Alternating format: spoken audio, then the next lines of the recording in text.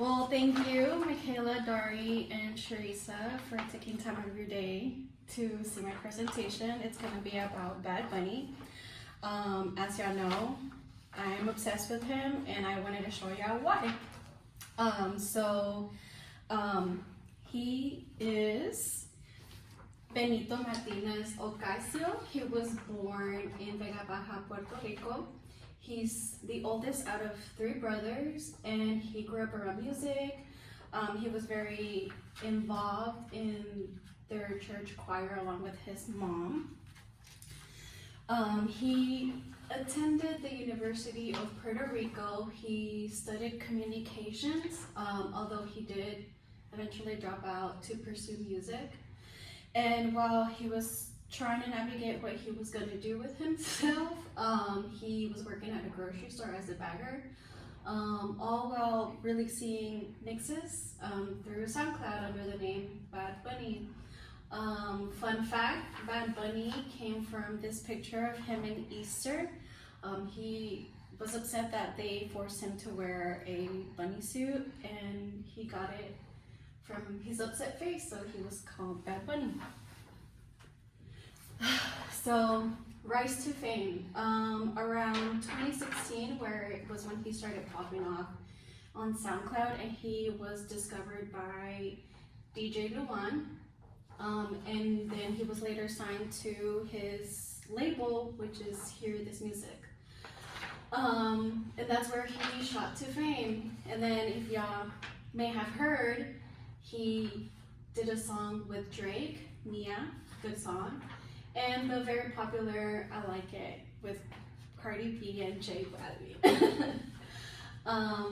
And then, yeah, shortly after, he released his most anticipated album, his debut album, which is Por Siempre, in 2018. And from Por Siempre, you can see here the timeline of his albums releases. Started with Por Siempre, Oasis, which is a collab album with J Balvin in 2019.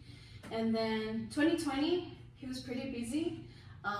If I remember, it was during COVID, so a lot of people were streaming on TikTok. So he started with Yo hago lo que me da la gana, which means I'll do what I want. And in the middle of the pandemic, he released his compilations album, or like mixtape, of Las que no iban a salir, which means the ones that weren't gonna come out. And then towards the end of the year, after things were getting better during COVID, and things were starting to slowly open up, he released his El Último Tour del Mundo album, which would be the beginning of him starting to tour around the US. And then he got busy right after it. So Un Verano Sin Ti in 2022, which means A Summer Without You. 2023, Nadie sabe lo que va a pasar mañana. Nobody knows what's gonna happen tomorrow. And this year's Debí tirar más fotos, which means I should have taken more pictures, which is really good. So one of my favorite things about Bad Bunny, which I feel like a lot of people don't know, is that he's very political. He has a really strong social stance. Even right at the beginning, he rose flags when he was starting to dress very effeminate.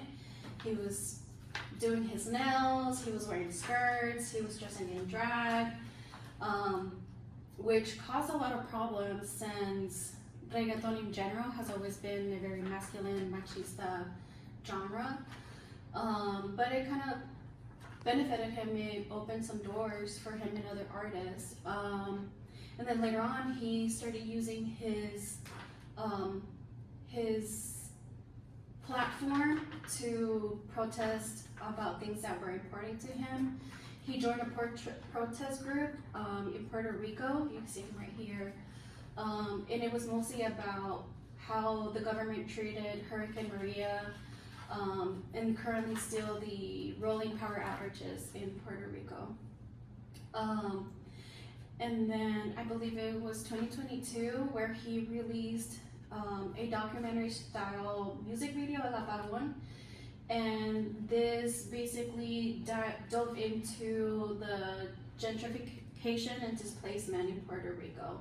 And then he later did it again this year with Lo Que Le Pasó a Hawaii, which touches on what happened with Hawaii.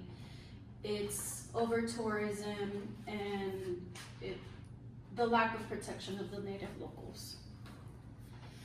Following on, he supports the LGBTQ community. He uses his performances to spread awareness. Right here at the bottom, he's wearing a t-shirt that says Mataron Alexa. Not just a man wearing a skirt. And he used it to give platform to the women that are transgender, especially in his island. In a lighter note, with his money that he used for his concerts, he started Good Bunny Foundation in 2018, and with those proceeds, it's a non-profit organization, and he uses that for kids to come in and participate in the arts, music, sports program. And then at the end of the year, around December, he'll do like a mass giveaway of gifts for the children of Puerto Rico, which is really, really sweet.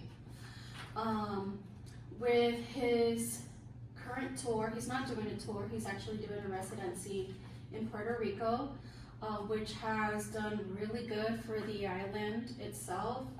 It's projected to earn about an economic impact of $200 million.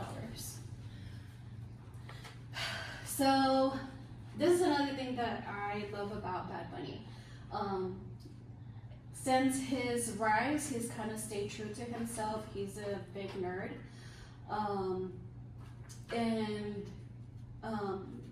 I'm sure you've seen him in shows, in movies. He has been able to participate in the WWE. I know that was a big dream of his, and he's also joining projects like Bullet Train, recently Gilmore Girls, Happy Gilmore 2, and he's guest starred and hosted in SNL and the Met Gala. Yeah, so those are my favorite things about Bunny. He's not just someone you hear on the radio, someone that riles things up. He's got a big platform. I feel like he's earned it, and he's been using it for good, all while staying true to himself. So yeah, that's my presentation. Thank you.